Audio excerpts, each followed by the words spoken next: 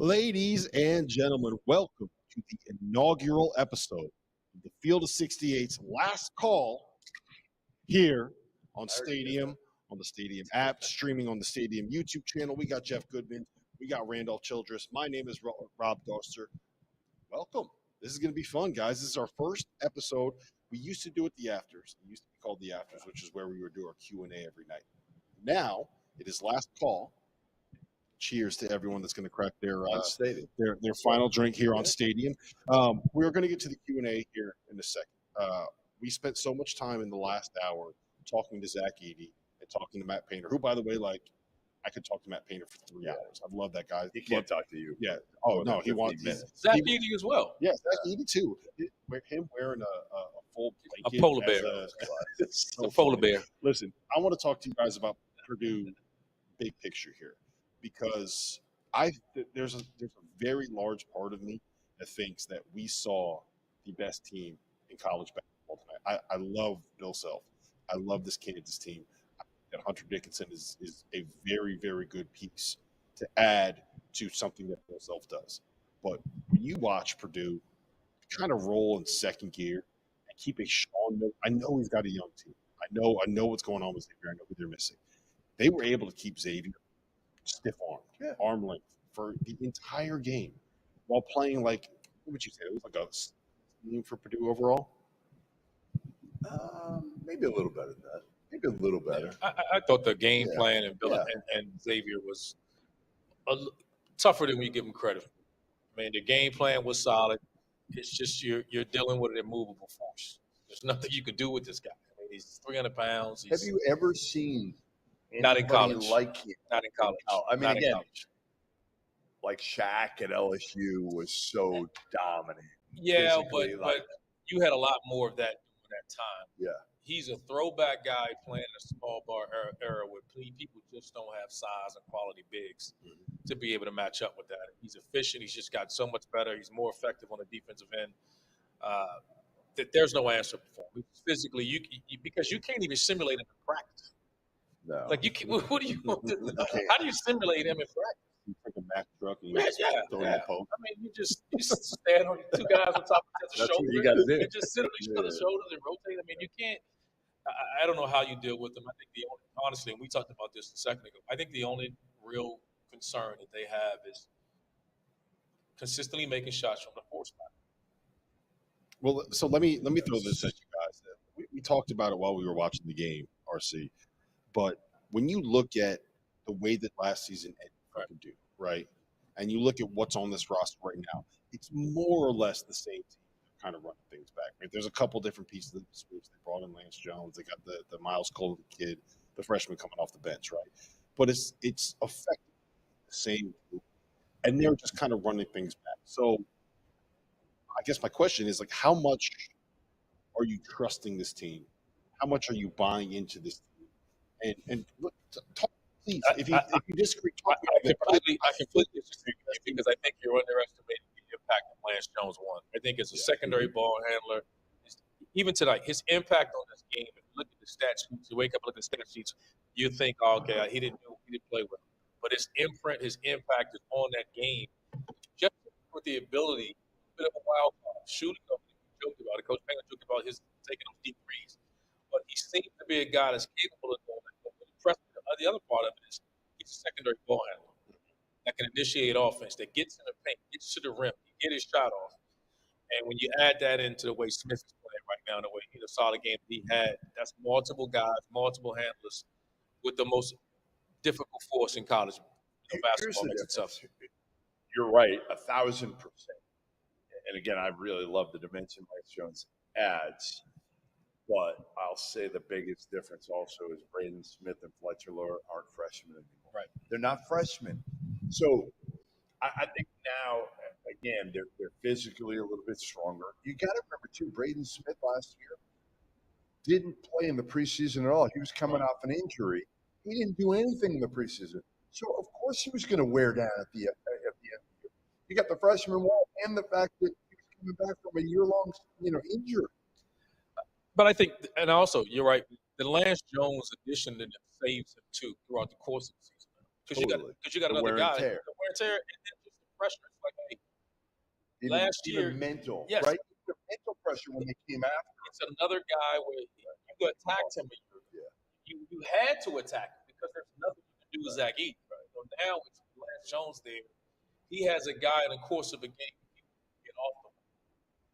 That those are options they didn't have in the play. He just brings another dimension, and anybody that knows it's just Braden Smith's the head of the snake. But when he has a counterpart like that you can say, all right, you bring it up, and he gets down to decide how he wants to attack the defense on the second level, on the reverse, instead of being a guy to get him in the offense. It's different, and coaches know when you're game planning against this, it's just hard. And you know what else it is? You kind of alluded to this, Goodman. There's a saying, right? The best thing about freshmen is that they become sophomores, right? No doubt. And I do think that we are underrating freshman leap that those guys could take. Most freshmen, right, if you think about it, if they have a good freshman year, they come back to school, a la Donovan Quinn, everyone's like, star next year, breakout player. That dude's going to be a monster. He never said any of that against Smith. They look, right? they kind of physically look the same, Mhm. right? So you look at them and you're like, all right, yeah, but again, their games have expanded. You can see it now. Fletcher was hurt. Fletcher was hurt last year, second half of the year. Painter said it when we were here a year ago, right? He was dealing with injuries. I think it was a strained calf. The other part I will say with Braden Smith is the chemistry now he has and understanding how to play with Zach Edey is different. Watch the passes he gave him tonight as opposed to flashback even the passes that he gave Zach Edey at the end of last year. It's not the same. His recall is going to be there. You know, now you're able to see last year it was pounded into Zach Edey, let's play and react off that. Then teams started attacking him defensively. And now he's able to draw on that experience about how I can attack that. How do I make the adjustment for what you game plan me? Because now you're going to have to game plan him as well as a part of that. And he has to score. Coach Brandon talked about that tonight. And so it's just easier because, again, you get in that fast bird mode. And now with a guy like he gets it going, and now he get the Lance Jones to say, "Hey, all right, I can carry us for moments tonight," and they're going to need him when Zach Edey's out of the game. All right, so we talked about this on Friday night at length at Cameron Indoor Stadium with Duke, right? Duke feels like they kind of have a problem at the four, right? Are you going to play Filipowski? Are you going to play big or right? small? Are you going to play Mark Mitchell? How are you going to deal with that spot?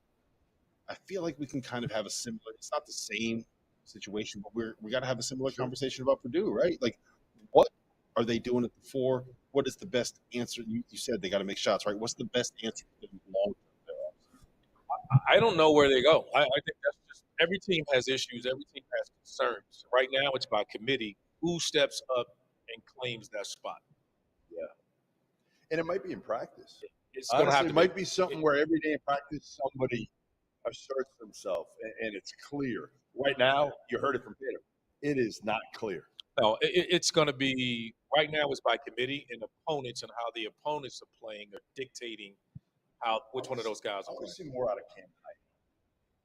I want to see more out of Heidi. You know, I talked to Hummel, who's obviously seen this team a bunch, and he's athletic and he can shoot it. The freshman class in general is really good, but the freshman. Heidi sat last year. He had no playing experience. I know. I kind of feel like he might have the highest upside out of all these dudes.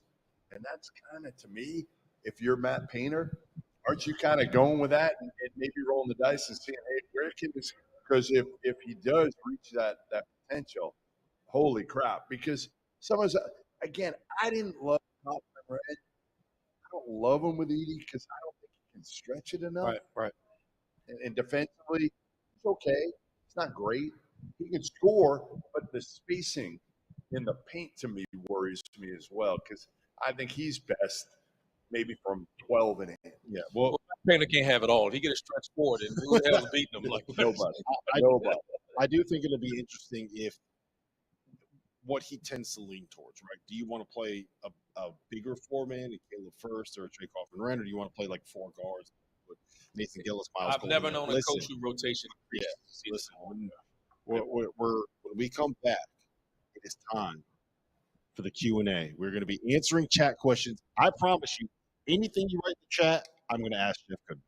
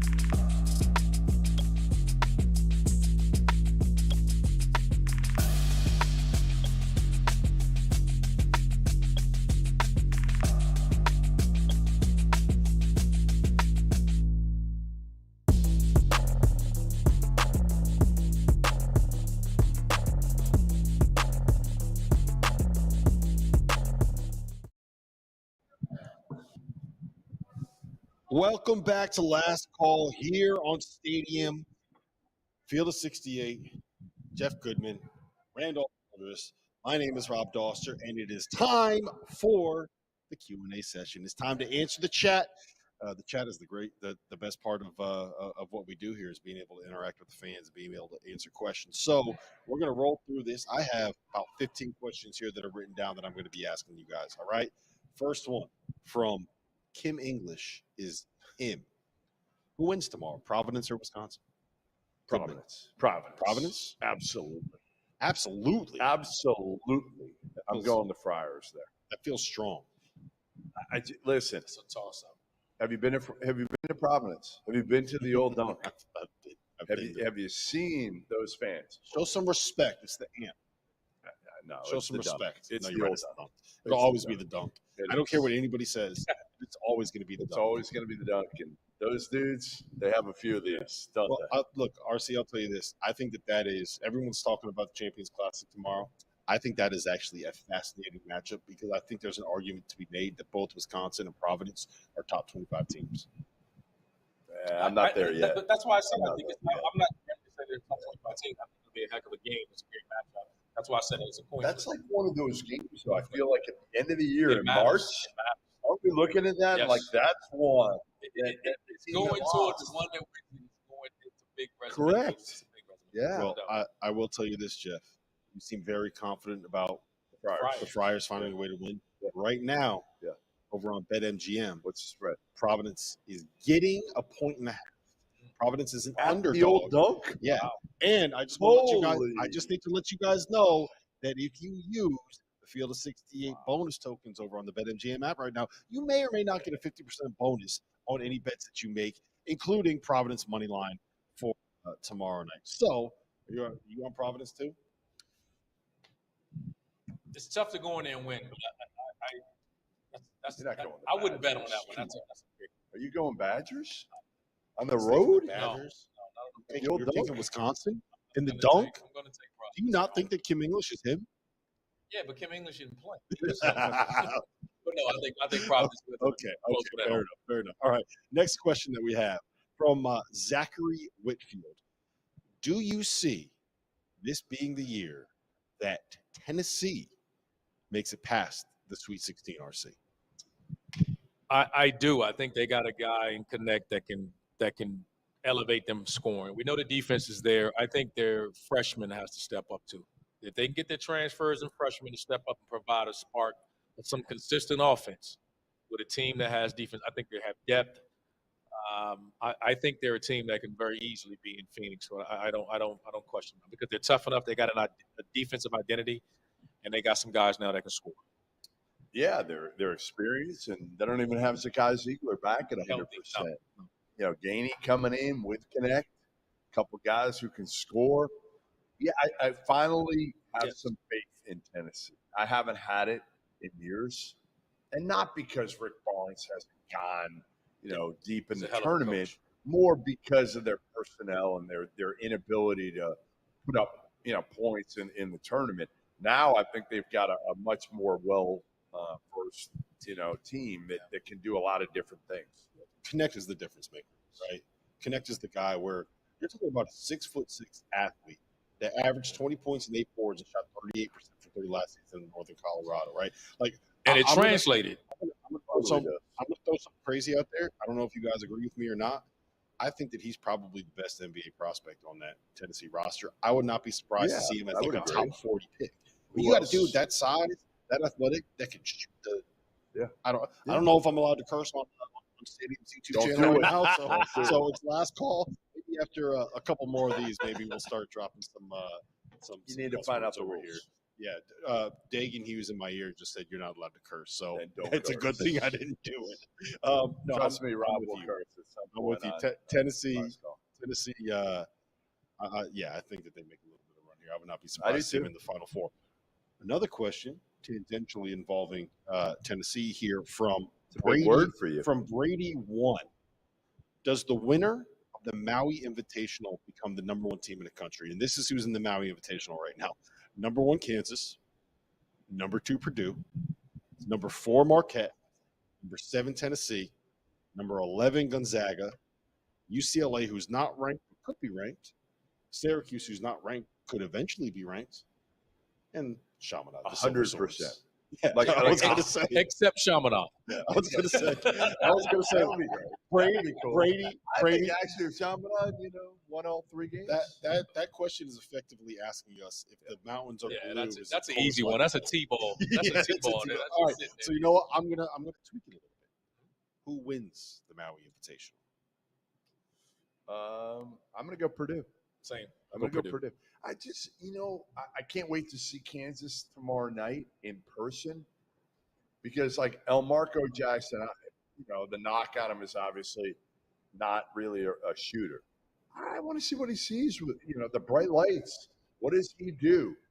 What does Johnny Murphy do? There's always one dude at the Champions Classic Always. that comes out of nowhere, has an unbelievable night, and makes every single one of us say, "Oh, that's He's a lottery He's pick. the next guy. El Marco. That's the one. The next guy. El Marco think it's gets El Marco? like 2 threes. He'll be a lottery pick. So El Marco is the Quentin Grimes of 2023. We'll see. We'll see tomorrow night. That's the beauty of the Champions. All right. All I gotta say is that there's a very real chance in the semifinals of the Maui Invitational that we're gonna have Tennessee playing Purdue, Kansas playing Marquette. That is ridiculous. I wish we could switch it though. I'd like to see Kansas and Purdue. All right. Here's a really good question from a really good question from Brian Brown. Okay, out of all 362 teams in college basketball, you got to pick 2 right now. You pay $100 to get in and go watch play. Who would it be? 2 teams play. that you have to pay $100 to go in to watch. Can I start it off with this? I'd pay $1,000 to get in and sit courtside when Ed Cooley comes back to Providence. Oh, you're saying a game? No, not a game. I'm just throwing that out. I'm giving you time to think about it because I know that you're stuck right now. You're not that quick on your feet. Well, I'm just trying to think of like what team I would pay big money to see right now. In all seriousness, you know what I would pay to see? I would pay to see Purdue and Kansas. I think that's the best match. Zach Play Edey, against, Hunter, so he's yeah. saying play against one each another. other. Yeah. What I game like I would say it's kind of a cop out because it's 1 against 2, but like it's the 2 best big guys in college basketball. It's the 2 best teams in college basketball. It's 2 of the best coaches in college basketball. Yeah, I mean, I don't think there's any argument against those 2. I'm trying to think of anybody else that. See, this is why I was vamping. I know. I still don't have one that's like better than that. Like Houston, maybe something involving Houston. The problem with Houston is it's not they don't have the most aesthetically pleasing style of basketball. Listen, we got to take a quick break here.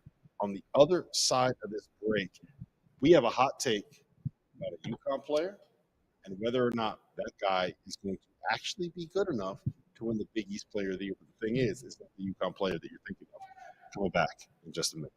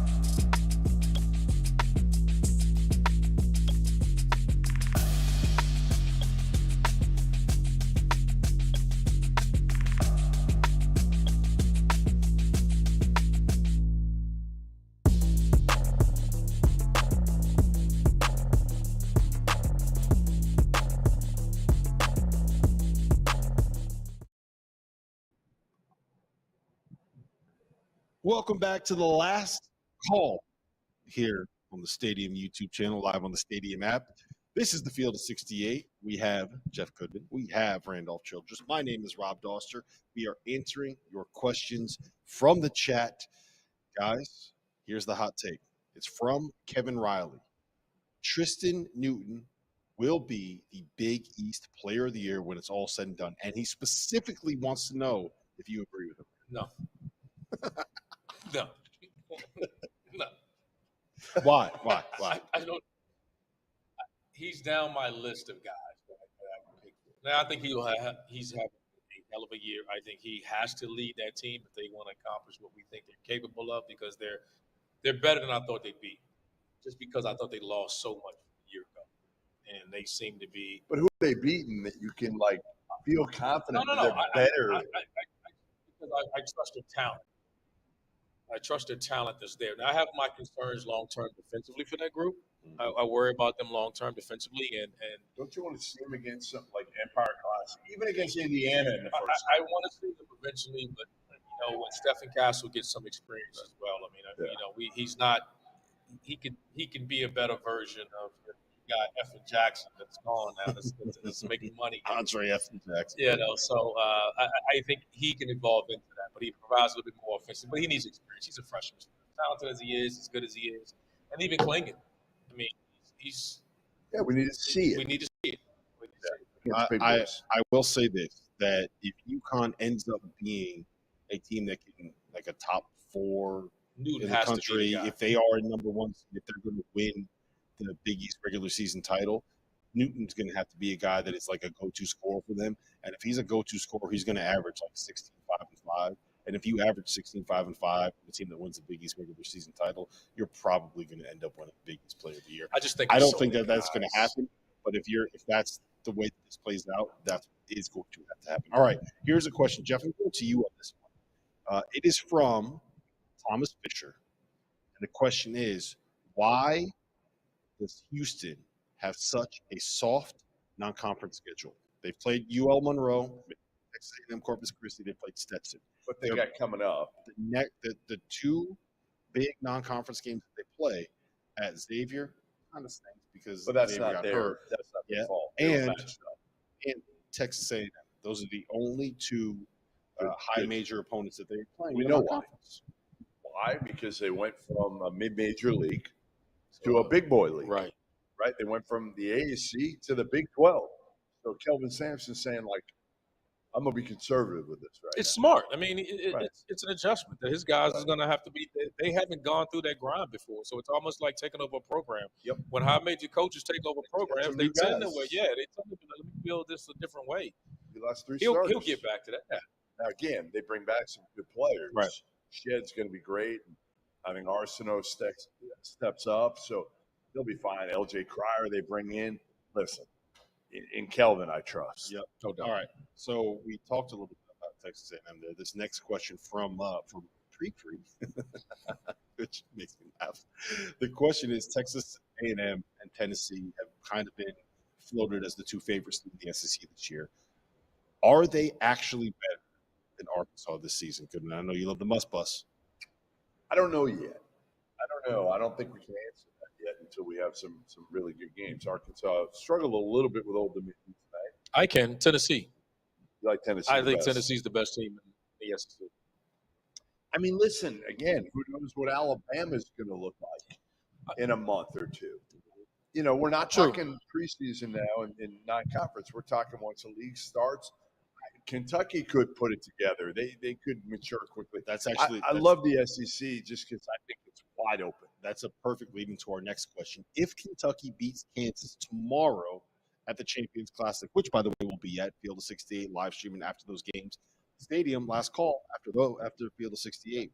We're going to be there for 90 minutes live tomorrow on YouTube. If Kentucky beats Kansas, do they get that as a legit national title contender? I think they will. It's Kentucky. But the only concern that I have, and I've said this, has been my concern with Duke. When you have young guards, they tend to struggle. And let's be honest, DeJuan Harris is probably the best defensive point guard or on-ball defender in college basketball. Who else basketball. is really good? Kevin McCullough. He's really good. He's really good. So that's the hard part. Yeah. Not only do you have young guards, you're going up against veteran dudes who can Grown men. really lock it down. And that's an adjustment for young guys. But Hunter's going to be the biggest key for Kansas defensively. Defensively, he's going to be the key. Offensively, it's going to be whether they have multiple guys that can attack him in ball screens, and that's the only question mark and concern. As good as Kansas is with everywhere else defensively, ball screens with Hunter Dickinson has to be their biggest concern. All right, last question we got. You have 15 seconds each to answer. Will Duke bounce back against Michigan State tomorrow? Yes, I think they will. They'll be better. I mean, again, I think this is a toss-up game. They're evolving. They won't fix all the answers right away, but I think they realize how they have questions that need to be answered. They need to come out and win this game tomorrow. You should give Tyrese Proctor a little pep talk before the game. Oh, I'd love to give him a prep talk. I would. I'd love to talk to him quickly. Just be aggressive. Biggest thing I tell them, just get aggressive. Trust your game. Be aggressive. Listen, this has been fun, guys. It was the first episode of Last Call, our new show that is going to be on Stadium every night after the Field of 68 After Dark comes to an end. The afters, the afters are no more. It is now Last Call. And listen, every single night. Tomorrow night, we're going to be live. There's no exact time for when the Field of 68 After Dark starts. It'll be about 30 minutes after the Champions Classic ends. So